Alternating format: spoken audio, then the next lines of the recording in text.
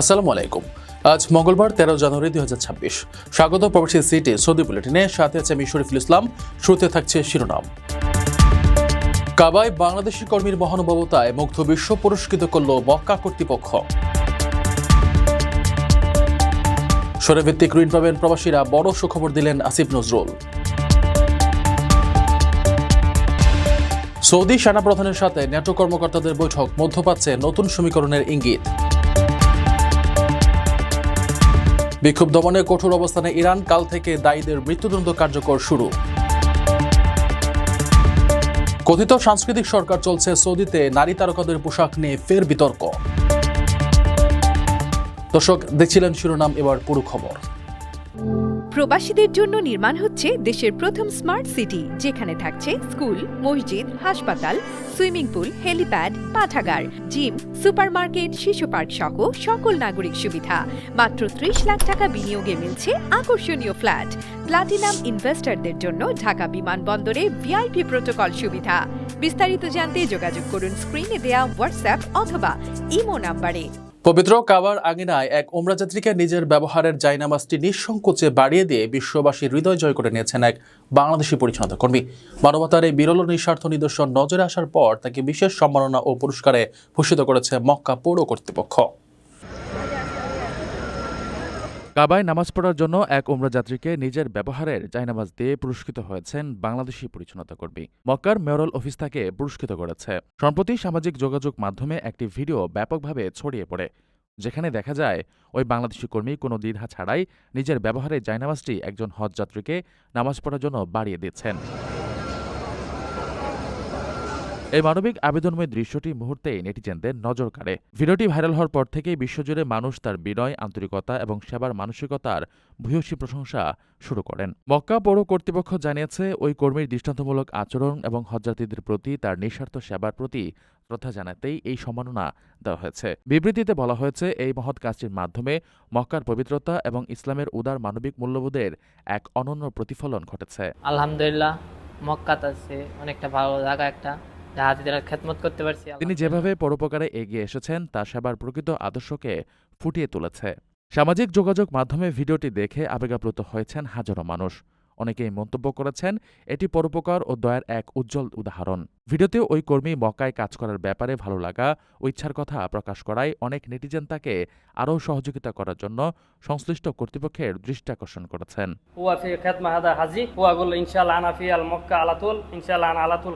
দীর্ঘদিনের প্রতীক্ষার অবসান ঘটে এবার সরিয়া ভিত্তিক সুদমুক্ত ঋণ সুবিধা পেতে যাচ্ছেন প্রবাসী রেমিটেন্স যোদ্ধারা। অন্তর্বর্তীকালীন সরকারের উপদেষ্টা ডক্টর আসিফ নজরুল জানিয়েছেন, শাহ আহমদুল্লাহর পরামর্শ অনুপ্রেরণায় প্রবাসী কল্যাণ ব্যাংকের মাধ্যমে চলতি মাস থেকে চালু হচ্ছে এই বিশেষ সেবা।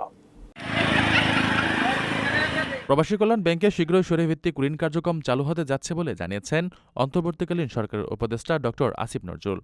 আজ মঙ্গলবার নিজের ভেরিফাইড ফেসবুক পেজে এক পোস্টের মাধ্যমে প্রবাসী বাংলাদেশিদের জন্য এই সুখবর দেন তিনি।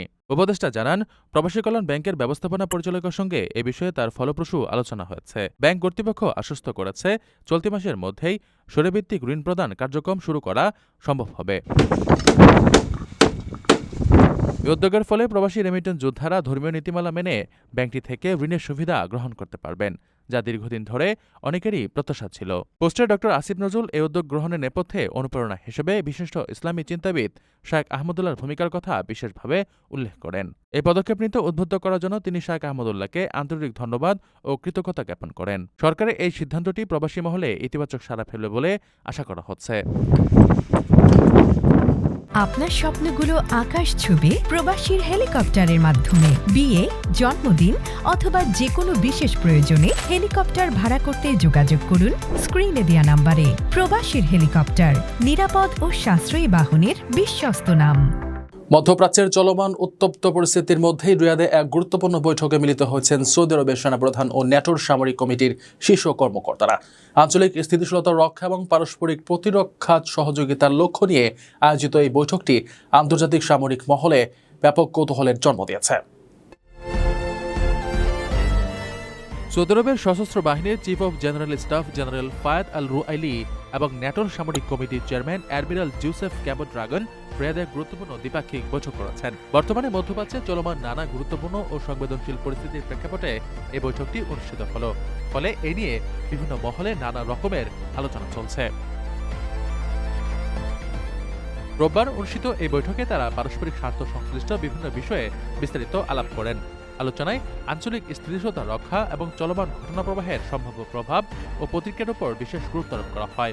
আন্তর্জাতিক এই সামরিক জোটের শীর্ষ কর্মকর্তার সঙ্গে সৌদি আরবের এই যোগাযোগকে অত্যন্ত তাৎপর্যপূর্ণ বলে মনে করা হচ্ছে। উল্লেখ্য যে সৌদি জেনারেল স্টাফ প্রেসিডেন্সি দেশটির সশস্ত্র বাহিনীর সর্বোচ্চ কমান্ড হিসেবে দায়িত্ব পালন করে। প্রতিরক্ষা মন্ত্রণালয়ের অধীনে থাকা সেনাবাহিনী, নৌবাহিনী, বিমান বাহিনী, বিমান প্রতিরক্ষা এবং কৌশলগত ক্ষেপণাস্ত্র বাহিনী সহ সকল সামরিক শাখার মধ্যে সমন্বয় সাধন, প্রশিক্ষণ এবং সামরিক সরঞ্জাম সরবরাহের মূল দায়িত্ব এই সংস্থার উপর ন্যস্ত। কমান্ডোটি দ্রুততম সময়ে বাহিনী মোতায়েন এবং সামরিক পরিকল্পনা বাস্তবায়নের সক্ষমতা বজায় রাখতে কাজ করে। সরকার বিরোধী আন্দোলন দমনে এবার কঠোর পন্থায় হাঁটছে ইরান সরকার। বুধবার থেকে দেশটিতে শুরু হচ্ছে বন্দী বিক্ষোভকারীদের মৃত্যুদণ্ড কার্যকরের প্রক্রিয়া। মানবাধিকার সংগঠনগুলোর তীব্র প্রতিবাদ সত্ত্বেও সৃষ্টিকর্তার বিরুদ্ধে যুদ্ধ ঘোষণার অভিযোগে আটক তরুণদের ফাঁসির কাষ্ঠে ঝোলানো হবে। ইরানের সরকার বিরোধী বিক্ষোভ দমনে কঠোর পথে হাঁটতে চলেছে কর্তৃপক্ষ।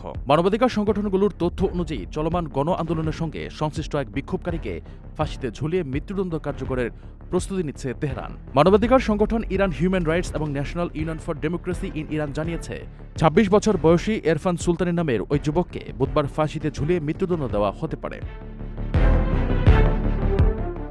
গত সপ্তাহে কারাজ শহরে বিক্ষোভ চলাকালে তাকে গ্রেফতার করা হয়। IHRNGO-কে দেওয়া তথ্য অনুযায়ী সুলতানির পরিবারকে জানানো হয়েছে যে তাকে মৃত্যুদণ্ডের সাজা দেওয়া হয়েছে এবং সে সাজা ১৪ জানুয়ারি কার্যকর করা হবে। চলমান বিক্ষোভ দমনে তেহরানের অভিযানে এখন পর্যন্ত ৫০০ জনের বেশি মানুষ নিহত হয়েছেন বলে মানবাধিকার সংগঠনগুলোর দাবি করছে। এছাড়া ইরানি কর্তৃপক্ষ জানিয়েছে এসব সংঘাতে নিরাপত্তা বাহিনী বহু সদস্য প্রাণ হারিয়েছেন।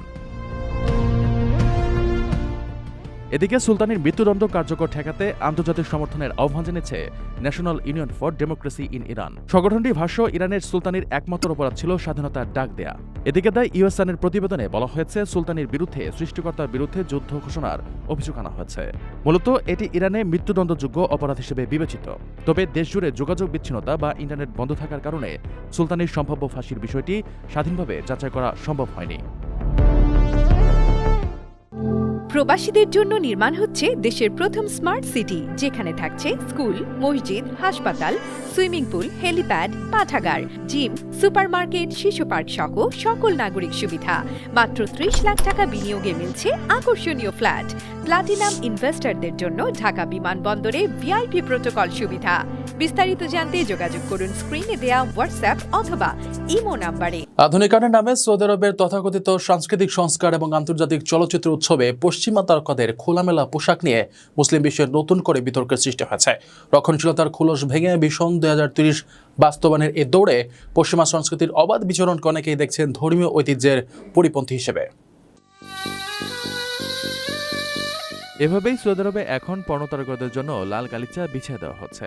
একসময়ের চরম রক্ষণশীল সৌদি এখন আমূল পরিবর্তনের মধ্য দিয়ে যাচ্ছে। যুবরাজ মোহাম্মদ বিন সালমানের ভিশন ২০৩০ প্রকল্পের অধীনে দেশটি নতুন সাংস্কৃতিক ও বিনোদন কেন্দ্রে পরিণত হওয়ার পথে হাঁটছে।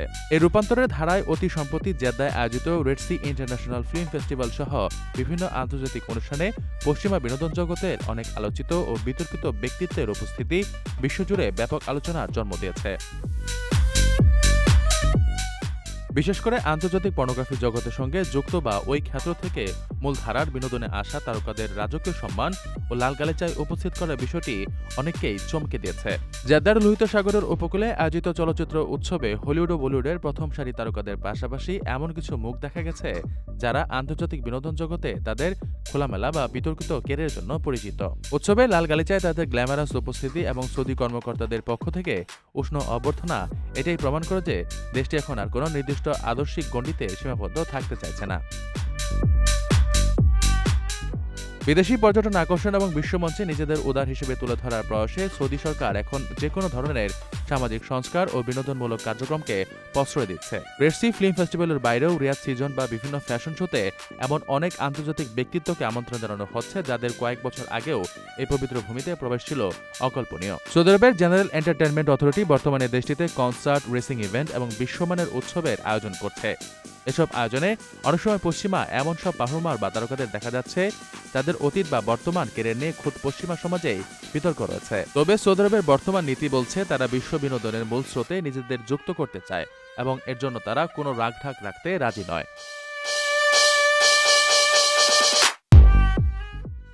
দর্শক দেখছিলেন প্রবাসী সিটি সৌদি বুলেটিন। শেষ করার আগে শিরোনামগুলো জানিয়ে দিচ্ছি আরো একবার।